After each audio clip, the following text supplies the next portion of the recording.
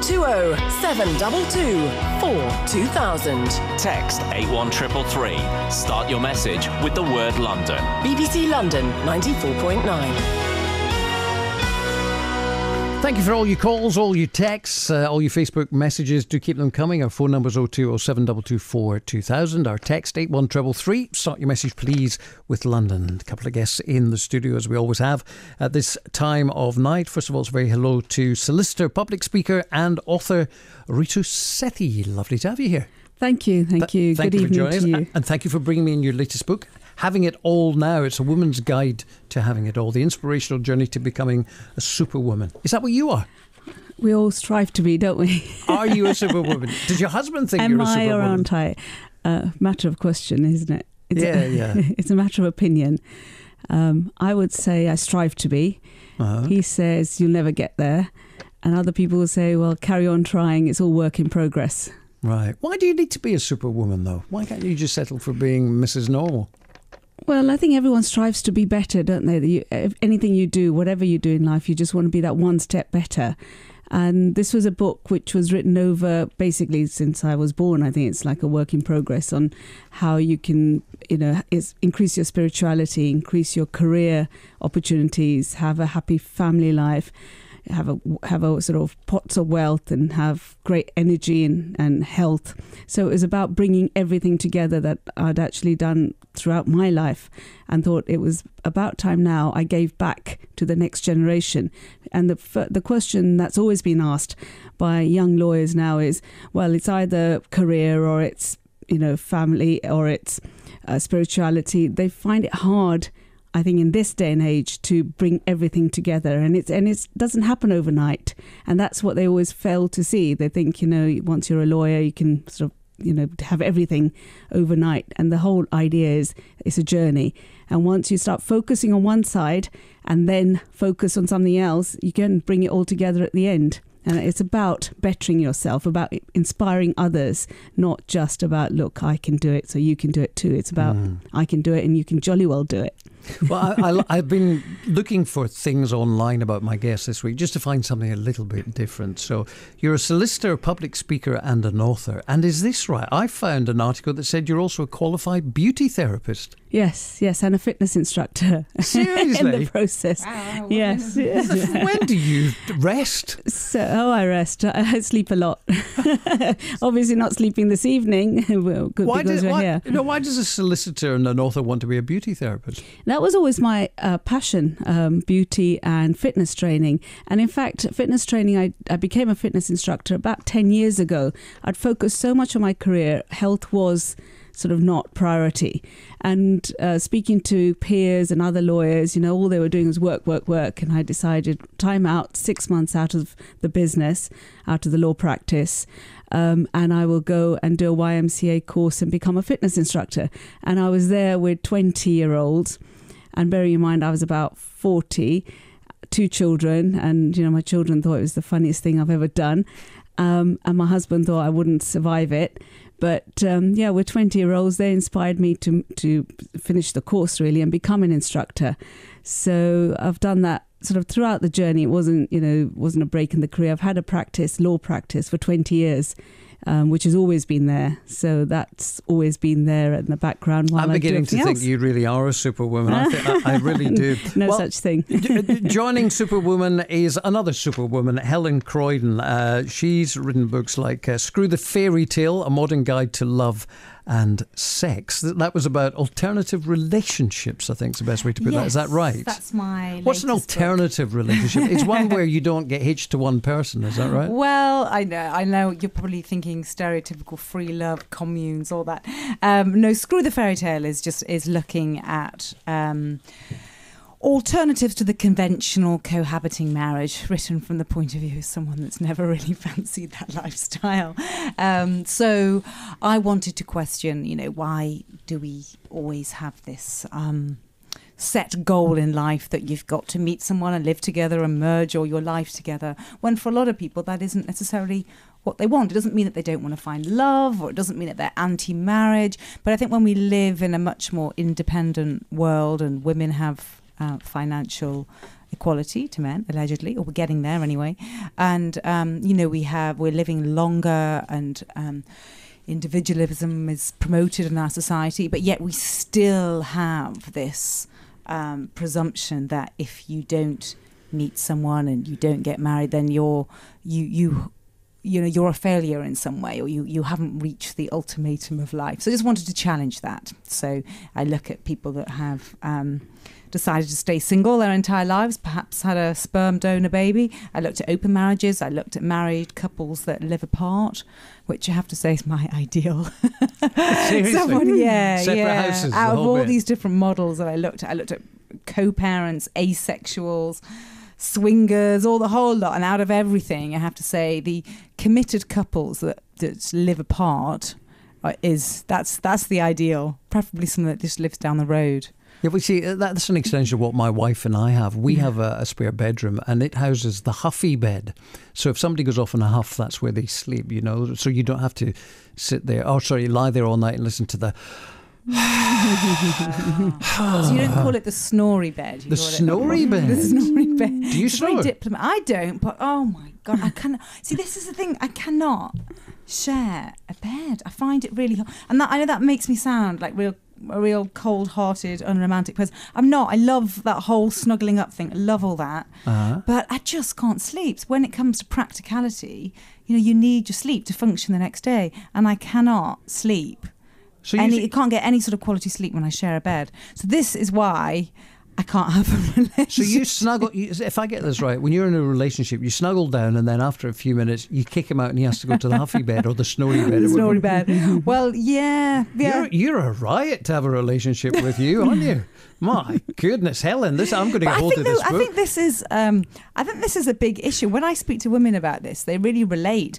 And men, I think, seem to sleep a lot better. Studies have been done to show that women sleep a lot lighter than men. I think that is because they are the childbearers, so they're programmed to wake up really easily. And men just seem to sleep through anything, and they don't get it when women say, "Oh God, I had this awful night's sleep." But whenever I say this to women, they totally get where I'm coming from. They say, "Oh yeah, I'd like to have a separate bed too," but they're too scared of offending their partner. Sleep is a feminist issue. I think it's getting more and more practical, isn't it? It's practical to have another room and another bed and sleep there when you can't sleep in. But you remember the old black and white comedies that you see still on all these satellite channels? They repeat them all. And in America, they always used to have single beds, the husband and wife, didn't they? And maybe there was something in that, actually. Maybe the double bed. Well, humans are the only animal that sleep and have sex in the same place. The rest of the animal kingdom, they separate it. What, they do the one thing one place and then they go off somewhere else and sleep? Yeah. Right. Okay, this is going to lead us into a conversation I wasn't anticipating, so let's move on now and swing back to the topics for tonight. Rita, let me come to you, and it's a serious topic. We've had lots of phone calls tonight, very brave people who have been suffering from depression, and they've been talking about their way through it. Some people have been more understanding of what we're calling depression than others. This is following on from the story of Robin Williams.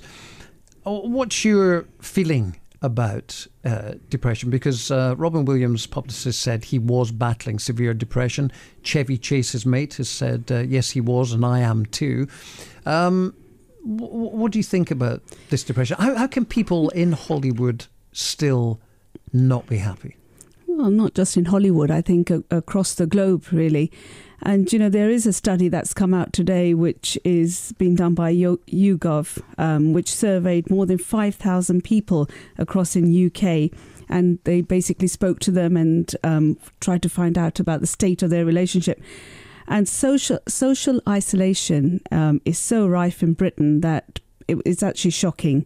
That it's the quality of, even if people are in relationships, it's the quality of that relationship that has some kind of bearing on their own well-being. And we don't actually ever stop to think. And it's telling that Robin Williams' own quote, and if I can just quote from one of the last things he ever said, was, "I used to think that the worst thing in life was to end up all alone. It's not. The worst thing in life is to end up with people that make you feel you're all alone." And I think that's just told the whole state of his mind. It was, for everyone else, he was out there, he was giving, but nothing was actually replenishing what he was giving. And on a sort of more, I suppose, personal, spiritual level, when you give and never actually get anything back in return, like he says he didn't, it drains you. There's nothing left inside, and depression is, and we come across it in our world, in the legal world. When divorces are happening, you always hear one person saying, "Well, I was in a marriage, but I was always on my own," or "I was lonely in a marriage," and that's the worst place to be. Princess Diana suffered from the same thing. She one of her arguments or statements was, there was 3 in a marriage, and I was always the one on my own. And felt the loneliness and the depression. And it's probably, as I say, more rife than we would ever know. People sitting there, in a social environment, not actually realising they feel very vulnerable. And Robin Williams is one of those people who was out there and you never ever suspected it. No, he was that. I think it was one of our callers earlier said tears of a clown, and that same caller also said that he's delighted that people are talking about depression today. He has depression, he has to take meds periodically, but he's saying it's nice that the debate is open today and people are openly admitting to having this. And I think we all make the association that, if you've got all these nice things, if you're in Hollywood, if you've got money, you've got popularity, you've got success, then therefore we presume that all these things lead to happiness. But it just goes to show that happiness is a lot more of a complex issue than that, as is depression. It's not all these material things that we all aspire to. So many young people now aspire to fame, fortune, success. But there was obviously a big gap there in his life. And this survey that I spoke about earlier, it did say that a lot of people, more than we can actually put a number to, don't have any intimate relationship. They don't have a close friend. And that's where the loneliness first sets in. And it's that needs to be sort of addressed. Oh, we confuse. Our loneliness and depression are not the same thing. No. We're not at all. We're conflating we're making a big jump there. No, we are conflating, but for some people they will be linked, because in this survey that Ritu's talking about, they're saying that 1 in 10 people don't have a friend that they can offload their problems to, not one single close friend. Yeah. And if you can't offload, who knows where that leads? And in some instances, one would assume it leads to you becoming introverted, and therefore depression can take a hold. We'll return to this in just a moment. We'd love to get your thoughts. 0207 224 2000 or text us on 81333. Start your message with London, please. Now, Matt is listening to us in Cardiff, and Helen, this I think is going to be one for you. It's Matt talking about sleep. Oh. Hi there, Matt. Hello there. How are you this evening? We're all well. We're all agog, wanting to hear your thoughts on sleep. Looking forward to a good sleep. Oh, yeah, for sure. Absolutely. You're talking about sleep, and you mentioned just a minute ago about sleep being a feminist issue. Now, I'm not going to upset anyone here, but I actually think it's more of a human issue. The reality is that you cannot change the evolution of a species just because we've decided in the past century or so to introduce electric lighting, work practices that push people to work in hours that their natural body, through things such as the somatosensory system and the pineal gland, etc., which regulates nocturnal and diurnal instinct, would push us into a sleep pattern. I also think, you need to look at alternatively the way that human society has grown up from the days of nomadic humans with the hunter and gatherers, with the people in the society. Sometimes it was women as well, but the strongest members of society physically going out hunting and coming back with food, whilst the rest remained in the safe conclave. And I think using the term feminism in sleep, I think, is a little bit slightly misguided. Well, I was saying, Matt, I was saying it's slightly tongue-in-cheek, and I was actually quoting Arianna Huffington, who's the founder of the website The Huffington Post, and I was actually quoting her and saying it's slightly tongue-in-cheek, and the issue wasn't really whether we are getting enough sleep as a human race. It was more that, perhaps a lot of women that I've spoken to complain that their partners keep them awake because the slightest little shuffle in the bed can wake them up, because women tend to be lighter sleepers than men. Oh, no. That's all. I'm not... No, I completely agree with you, Don't get me wrong. Men can be pains in the gluteus maximus when it comes to things like that. And I completely agree with you on that one.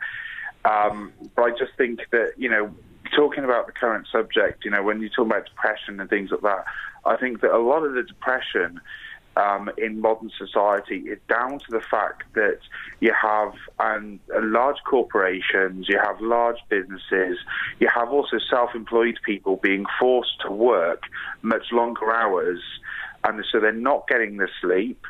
They're trying to run families, trying to bring up the next generation, and I think that really in countries like the UK, and why so many of us go to countries like Australia, is because we have lost the balance of work and life, and I think that we need to regain that balance to A, get more sleep, and B, deal with depression. Do you really think that we in the UK are worse at striking that work-life balance than anywhere else in the world then, like Australia, like America, wherever?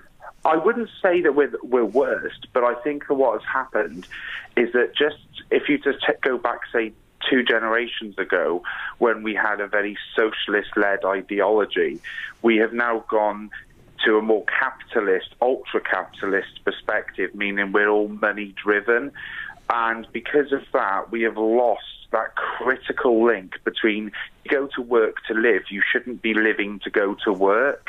And in Australia, and not just in Australia, in countries like Sweden, Norway, where they have very much darker winters than we do, much colder winters, they have been able to maintain that through proper social engineering, where in the UK, we just generally have gone for the let's make some cash and let's forget about the work-life balance. And I think that's down to the way that society has been engineered in the UK. Okay, difficult Matt. thing to change, though, isn't it? I think that's more to do with the corporate world.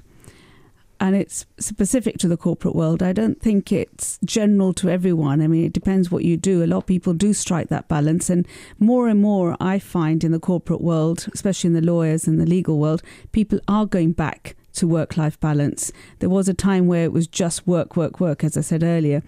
And when I wrote my book and I looked at sort of different lifestyles, different careers, it's just a specific number of people who live, as you say, who work to live or live to work. Generally people do have hobbies, they do have other social interactions, and I don't think that applies to everyone. And just on the point that sleep deprivation is more of a feminist thing, I actually don't think so. I know in my marriage we both annoy each other equally. So, it's whoever blinks first has to move to the next room. To the huffy bed.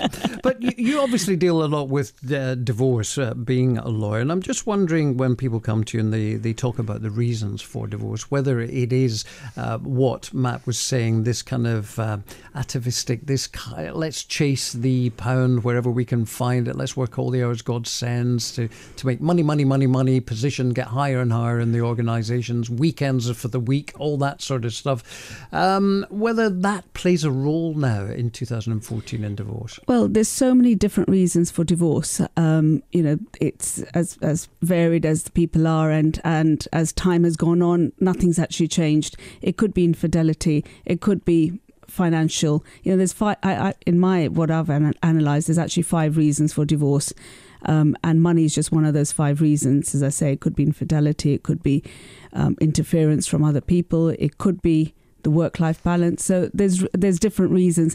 And one thing for sure, and I've always said this and I've written about it in the book, is that no one comes to see us for a divorce if they've made love to each other in the last week before they came to us. Wow. You know that the intimate relationship has gone at some point.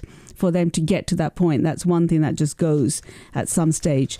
And now, before you get a divorce, you have to go through a mediation.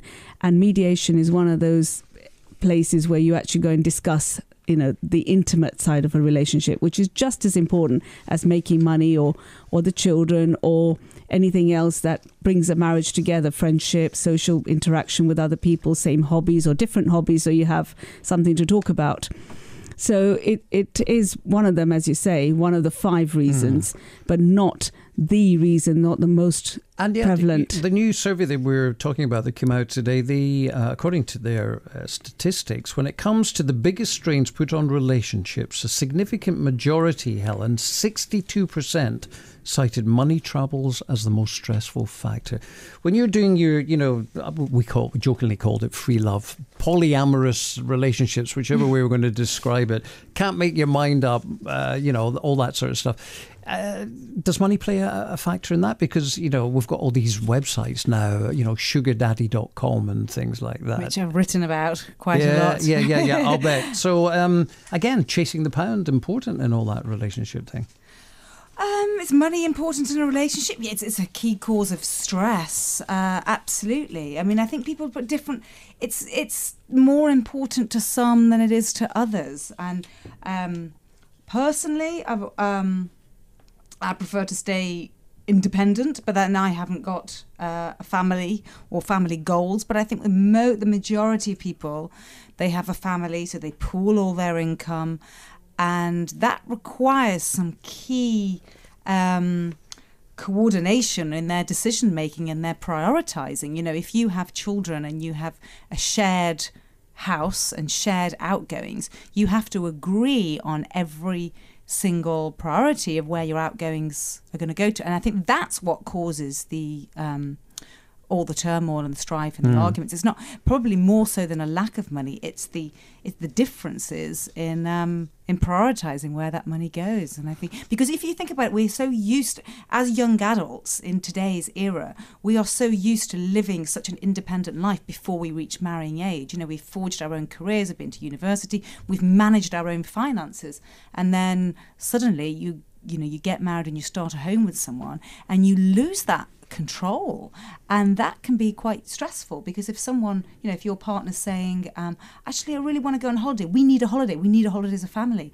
and you're thinking, well actually no, we can't afford it, I'd prefer to spend it on some new trainers and tennis lessons for the kids, and then bang, you got an argument. We are going to head towards the news soon, but just very, very briefly, Ritu, before we do, Caroline in Hillingdon has said to us, Ritu said there were 5 reasons she looked at for divorce. She only mentioned 1. What are the other 4? Oh, the other 4, if you give me some time, I'll tell you after the news. All right, Caroline, we will keep that in mind. After the news, Ritu will tell you. Thank you very much. We got a text from somebody anonymously, but they said, on the subject of depression, the sad passing of the actor Robin Williams, I've experienced both severe depression from family breakdown, first my parents and then my wife leaving, and also medicating myself by performing on the stage for a few years. Manic depression, Williams' particular type of mental illness, is a condition that enables the sufferer to not only lead a normal life at times, it actually fires one into a position of prolific unachievement and appear extraordinary with great insights into the human condition to the outside world. But that is the highs. The lows place you in such a terrifying prison, one needs tremendous patience from family and help to leverage you up to living in the present moment. Suicide, it must be understood, is a very rational response to an irrational and horrendous period.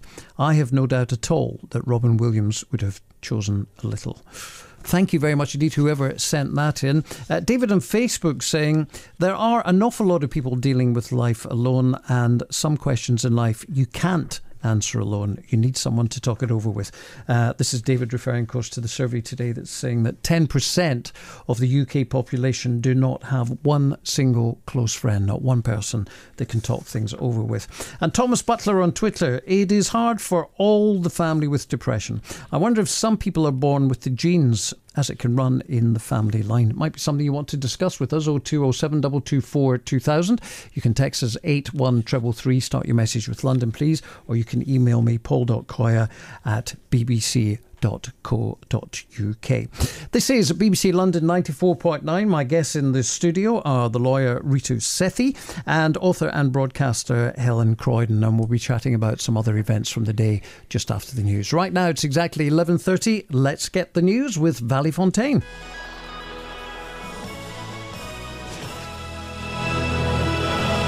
Thanks, Paul. The family of a London man who was found dead in Palmer's Green 4 years ago have accused the police of covering up his killing in order to protect their own reputation. Kester David died after being set on fire. It's emerged over the past few days that the report by the police watchdog is demanding the Commissioner support Sir Bernard Hogan-Howe apologise to Kester David's family for the way Scotland Yard handled the investigation. The World Health Organization has approved the use of experimental drugs to fight the Ebola outbreak in West Africa. 2 American aid workers are said to have responded to treatment with an untested drug, but a Spanish priest given the medicine has died. At least one sex worker is reportedly raped or attacked in London every week. The Ugly Mug Project, which collects information on violent and potentially dangerous clients and circulates it to sex workers, says the capital has more incidents than anywhere else in the UK. The death of Robin Williams has been confirmed as suicide. Police in California say the actor and comedian hanged himself at his home in San Francisco. And London's weather, any sharp or thundery showers will ease during the evening. Tomorrow it will be mainly bright and sunny, although there is a chance of seeing the odd shower during the afternoon with a high of 21 degrees Celsius, that's 70 degrees Fahrenheit. BBC London 94.9, it's 11:31. There'll be a full update at midnight.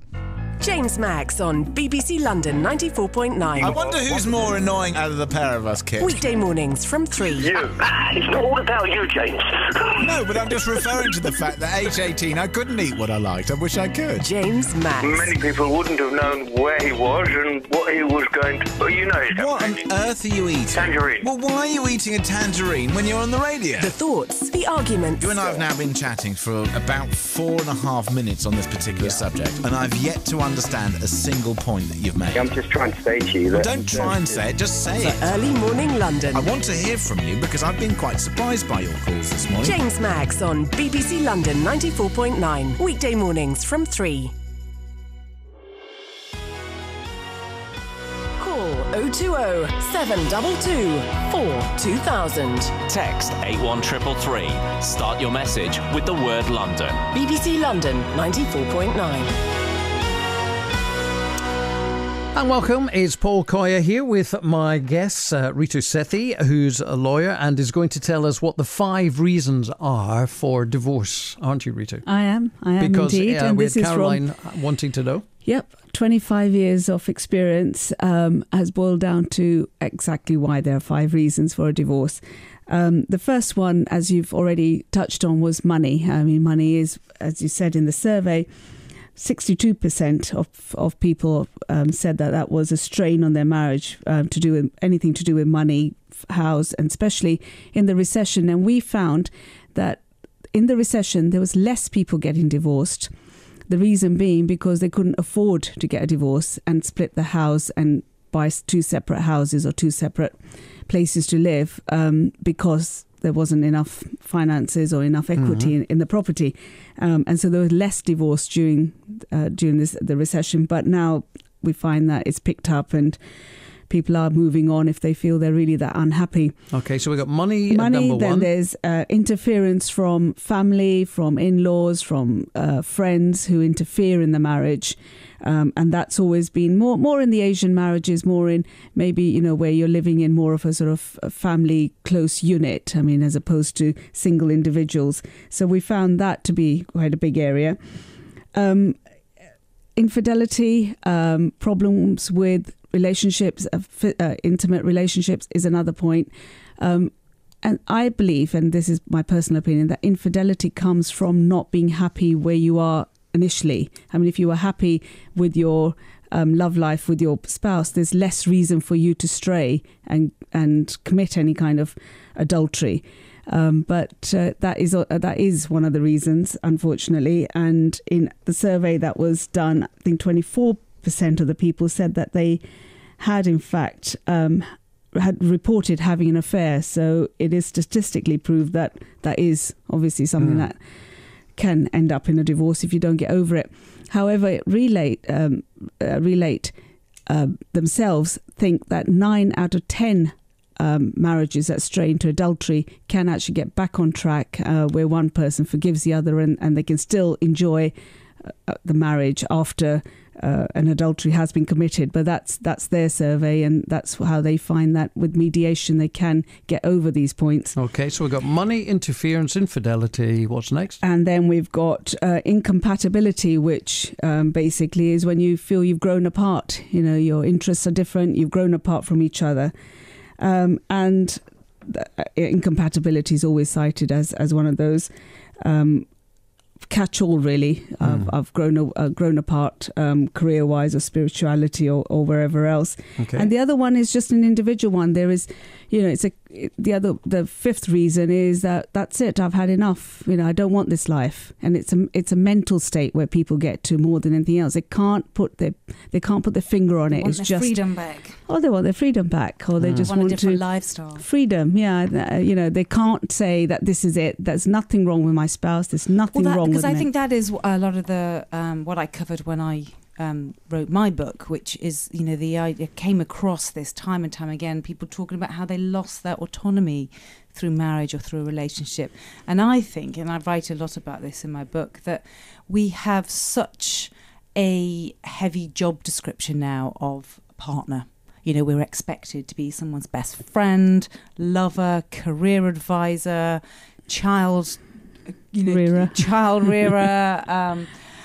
do the DIY, go on holiday together. You know, there's this such a heavy burden almost on being someone's it was always partner. like that. 'Twas ever thus. What's different? But the thing is, we never have, funnily enough, as contrary to what you think, we had the functional burdens. So you did have to live with someone because you had to, because life was too labour intense to live alone. Social stigma meant that you couldn't not be married and raise a child, so you had to have a relationship. And actually, people didn't marry for love. They actually, throughout the whole Middle Ages anyway, most people considered love and passion to be something that was conducted outside of marriage.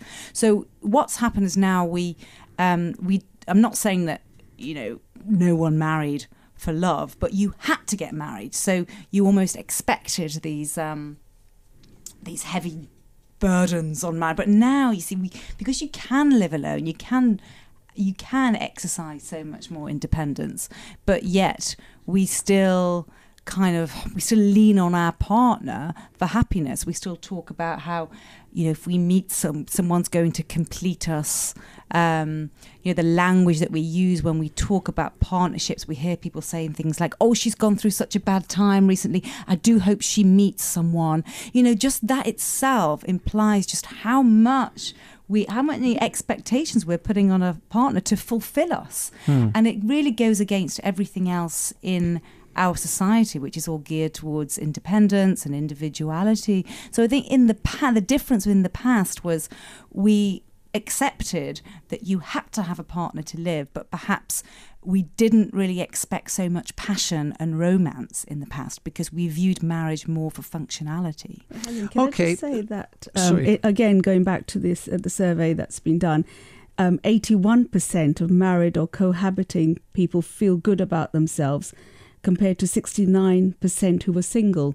So I think that it still tips towards... Well, I could cite several studies which said the we're not absolute getting into the battle of the that. statistics. Ladies, seconds away, round two coming up in just a moment. Let's go on to the phone line and we'll chat with John in Essex. Hi there, John.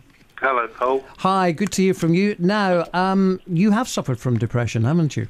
Yeah, for many years. And how have you handled that? How have you come through that? There's only one way you can do it. Well, Paul, could I just say, firstly, I love to make people laugh. My motto in life is, if I can make one or two people smile or laugh per day, that makes me happy. Now and again, it turns out everyone expects you, you know, to make them laugh. Mm-hmm. And sometimes you don't feel like it. And when you don't feel like it, and they all expect it from you, then that's when you go on a downer. Seriously? So it's not just internalised then, it is people's reaction to you. They're expecting you to give. Everyone expects you to make them laugh all the time. And sometimes when you don't feel like doing it, Yeah. And I'm wondering if that feeds into then the Robin Williams thing, because, if you think of Robin Williams, all the time he was giving the gift of laughter, he was larking around, always making people feel better, always giving, you would think from the outside, wouldn't you? Yeah, I can understand that, I really can. So it's so tragic. So how do you deal with this with your friends? Are you lucky enough to have close friends you can talk this over with? I've got 2 or 3 friends. Believe it or not, one of them should have been on stage years ago. He's so funny and so sharp and quick. And whenever he gets depressed, he calls me up and we go for a walk and we have a chat. Because the only people that can understand depression is somebody that's gone through it themselves. And I've got 3 other friends that suffer depression. They have done for years, just like me. And we're all in the same boat. We all don't try and make people laugh, but like me and my mate Ray, we're the only 2. But the other 2 always call upon me when they feel depressed. And when I felt depressed, I've called upon them. So it's like a support group, but all of you having suffered depression? It is, mate, yeah. I mean, I've got a mate that is the most unsociable, horrible, ignorant man you could ever meet, but he makes me laugh. For some reason, he makes me laugh, and we used to go sea fishing together. Right. And there was one day at sea fishing, he said to me, and we used to argue like mad at sea fishing, even. He said to me, do you know what? And he's got a lot of other friends apart from me, He said, do you know what? He said, you're the only one, the only mate I've got that can drag me out of it when I feel depressed. And I looked at him and I said, what are you after? He said, no, you are serious. He said, because you go through it yourself. You know what it's all about and you understand it. But you see, where this leaves people like myself at the moment, John, listening to you, is obviously empathising, but thinking, I'm going to be absolutely useless if anybody in my family suffers from depression. Because I haven't been through it myself, I can't help. You don't want to leave us with that sort of impression, I presume. I mean, what can people like myself, somebody who's never been touched by depression, what can we do to help? I would say to anybody that doesn't understand it or has never been through it themselves, one thing you don't do is take the mickey out of someone that's going through depression. What you do is actually try to understand it. Try to understand where they're coming from. Because it's such a deep thing. And once you get into it, you do come out of it. Unfortunately for Robin Williams, some people don't. But you do. If you've got the people behind you and the backing behind you, you do come out of it again. But you need friends to understand. It's such a deep thing. And unless you've gone through it, nobody will ever understand it unless they've suffered it themselves, Can I tie down just 1 or 2 do's and don'ts then? So somebody, again, like myself, who hasn't got experience of this, I come across somebody with depression, you're saying, don't take the mickey. Well, it wouldn't even cross my mind to do that. But do I try and, like you were talking about the power of laughter, do I try and joke around with them? Do I try and coach them out of it? Smile, brighten up, tomorrow's another day, you look as if something terrible, all that sort of stuff. Do I do that or not? Yeah, I would say, yeah. Like you said, tomorrow's another day, make them smile. Try and make them laugh. Just try and make them laugh. If you can make somebody with depression laugh, you've got them out of it. Because that's what I do to my mate, the right ignorant, horrible one that I said. I actually make him laugh, and that's how I drag him out of it. John, I appreciate you calling in tonight. If your mate's listening, he's not going to be too impressed, is he, with that description? Well, the one I just spoke about, he's in rehab at the moment. Right. Oh, well, we wish him all with that. He's doing okay. Good on him. Yeah. You going to visit him? The other one's doing okay, and the other one's doing okay. So we're all okay at the moment. But, rest assured, if one of us go down that road again, God, touch wood we don't, we'll all be there for each other. Brilliant. And that's, you've got to have good friends around you. Yep, it's nice you got that support. Well, thank you very much indeed for sharing, John. That was John in Essex. And you can join in by giving us a call, 0207 224 2000, or you can text us 81333. Start your message with London, or paul.coy@bbc.co.uk. I think he's lucky in a way that he has that network. I think that's rather a nice story, that he has a group of 4 friends who've gone through similar things that can help each other. I mean, we do all know, like you, I've thankfully not had any dealings with depression, but like anyone, I've had my fair share of down days and down moods, and there is nothing like a good chat with a friend to bring you out of it and to if you've got that friend. You've got them. Well, there's also, I would have thought, there's agencies, there's the Samaritans who are always there on the end of the phone. And I know we've had to refer people who've come to us for all sorts of things and just say, well, we're not qualified to give any advice. All we can say is what everyone else would say, speak to a friend. But if you haven't got a friend, or you're in that very lonely place where you can't even articulate your sadness, then pick up the phone to someone who is more of a professional and there's plenty of agencies there. We don't want to put ourselves on friends as well. Sometimes if we're feeling a bit low, I've often felt, oh gosh, I don't want to bring someone down. I prefer to deal with it myself rather than go for a glass of wine with someone and go on and on about all my troubles. So sometimes I suppose having an anonymous ear who expects nothing in return could be a good thing. But another thing I've noticed about this story is that we often have these surveys that crop up in the press about saying, how lonely we have become as a society, and talking about an epidemic of loneliness, etc. And a lot of the commentators, when you read about these stories, are quick to blame modern society and blame the internet and blame all these things and how we've become. But I do think actually we've always, it's part of the human condition to feel loneliness, and we're never, it's throughout history. There's probably always been lonely people and people that have had less friends than they'd like to. And I actually think we're in a much better situation today in terms of forming friendships, forming groups, finding people with shared interests than we've ever been, actually, thanks to the internet. I mean, yes, I know there are lots of lonely people out there, but we now have, the internet is a wonderful thing in bringing people together. And I'm not just talking about Facebook and Twitter. I'm talking about things like finding shared interest groups, finding a tennis club, a sports club, a knitting club, or whatever it is you're into. It's so easy to find these groups, and I really do think that we've now, thankfully, gone back to a culture where it's kind of cool to go to some sort of meetup groups as almost a stranger. I remember when I was at university and I was always going off to these like clubs and societies and activities, and I felt a bit uncool. I was a bit of a saddo doing that, but I just liked to get involved with everything. I still had friends, but I just liked to get involved, and I was always like the only one going on my own to these things.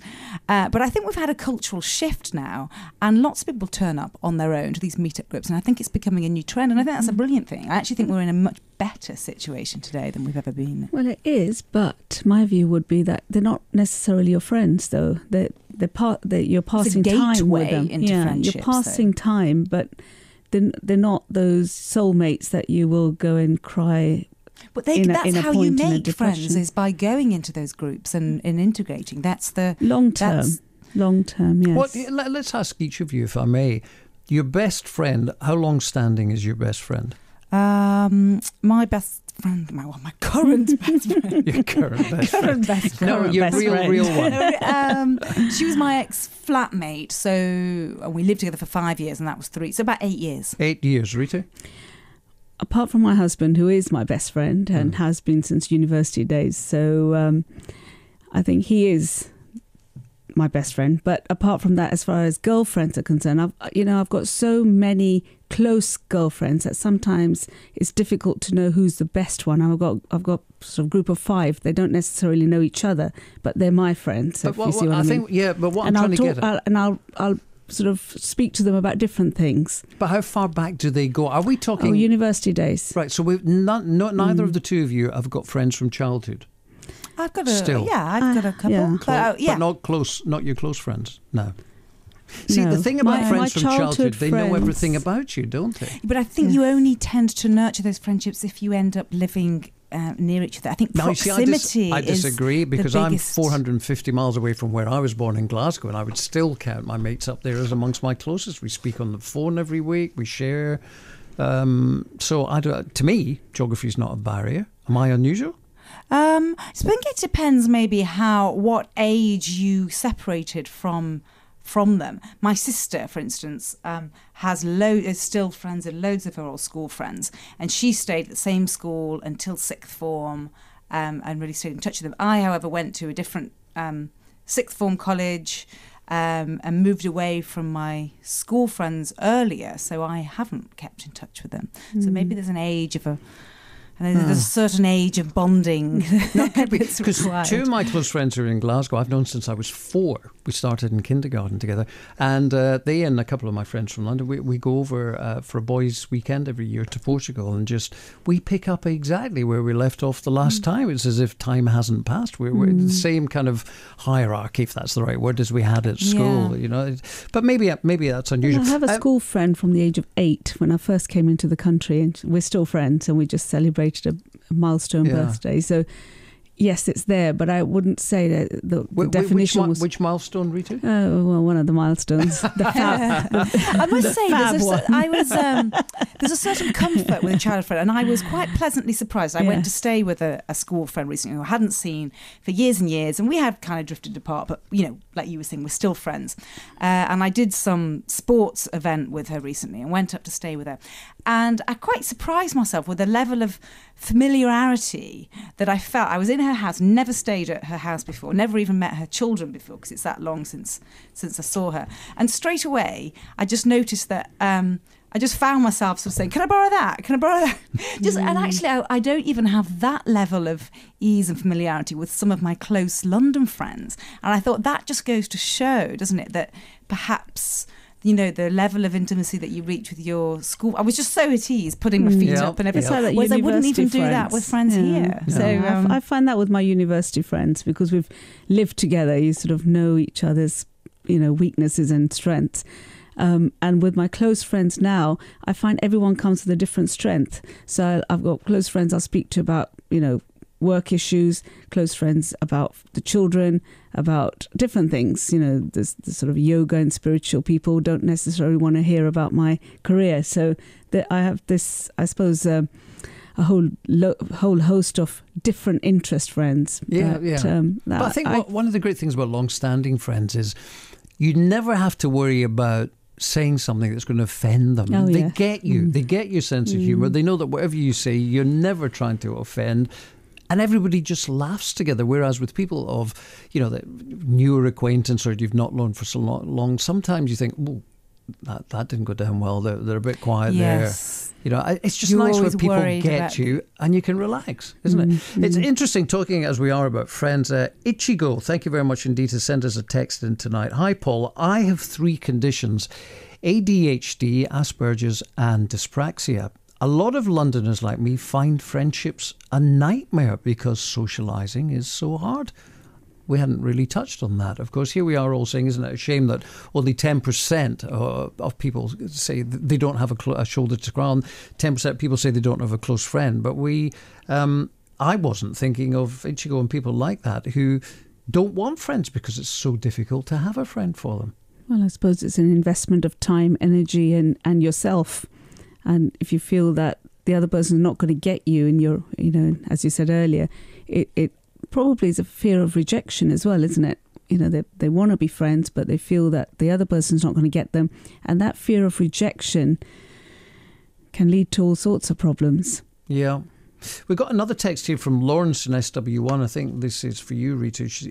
Lawrence is saying, maybe the 6th reason, just to recap, if you have just tuned in, if you just come home or switched on your car radio or whatever, Rita was saying that she's had a look at the 5 main reasons for divorce. They were money, interference, infidelity, incompatibility, and the individual basically just saying, I've had enough. Lawrence in SW1 saying, maybe there's a 6th reason, and that is that the youngest child has reached 16 or 18, so as far as the parents are concerned, mission accomplished. Thank you very much. Let's go our separate ways. So that's the 5th reason, freedom. freedom, I get, ties in with that. So yes, it's like Helen said, it's that point in your life where you say, actually, I want my freedom back. I don't want to be controlled by anything or anyone, whether it's money or children or the relationship. I just want my freedom and go back and do what I want and travel and not have to worry about anything. And yes, that is the fifth reason. It all is encompasses. There is an evolutional argument, again, which I've written about quite extensively, which that romantic love, which is the slightly infatuated stage, when we really fancy someone, or at the beginning of a relationship, have a crush on someone, we're only programmed for that to last for as long as it takes to rear a brood of children to a relative age of independence. And a lot of animals have that in the animal kingdom, because it serves the species very well if after you've raised one brood of offspring, you then go and mix your gene pool with someone else. Oh, that sounds so mechanical. Well, that's a theory. I know. I've been married for 27 years. Evolution is not romantic. And I fall in and out of love with my husband every day. Oh, wow. Well, there's a soap opera there, which we will leave for the moment. Ladies, thank you very much indeed. Before you go, coming up after midnight, one of the things we're going to be asking people, we put it on Facebook today, if you met a software designer and they said to you they could design an app that would make your life easier for you, what app would you ask him to design? I know. Straight away, I was just thinking about app? this the other day. Some app that got every single mode of stupid communication in one place. Because sometimes I get texts, or I get LinkedIn messages, texts, Facebook messages, WhatsApps, and like, if I don't have time to reply that minute, I think I'll go back and reply to them, and then I can't remember which channel it came from. So you and want then them all pulled together? Emails, texts, WhatsApp, messengers, everything, all in one place. Ritu? I'd have an app that would get me from A to B without relying on a driver or a taxi, and just get in a car and put it on, and it'll take me to wherever, and I don't have to think about driving. That's called a taxi. But without the taxi bit. Without the driver, without paying for it. We got lots of ideas. We'll share them with you from our Facebook pages. One I liked was Debbie, who said, I want an app that reminds me where I parked my car. especially Westfield. Tells me where I left my bike. We've all done that. Where did I leave the car? Where did I leave the bike? Ladies, it's been a pleasure. Remind everyone, I've been chatting with Ritu Sethi, solicitor, public speaker and author, and her book, A Woman's Guide to Having It All Now, an inspirational journey to becoming a superwoman, is out now. And also Helen Croydon, best-selling author, and her book, Screw the Fairy Tale, A Modern Guide to Love and Sex, is out now. Thank you both